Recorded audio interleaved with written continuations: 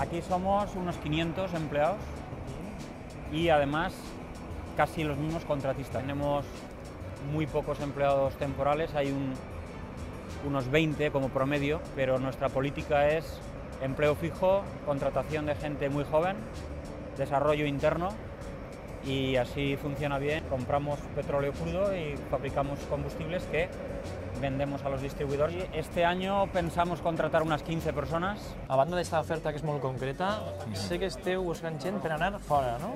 Sí, en concreto los compañeros de Alemania nos han pedido que les echemos un cable en alguna ocasión porque necesitan a gente. En Alemania en general y en concreto en la refinería de Lingen se buscan perfiles de ingenieros industriales, ingenieros químicos y licenciados en química con un nivel de inglés muy alto y alemán muy deseable para diferentes puestos.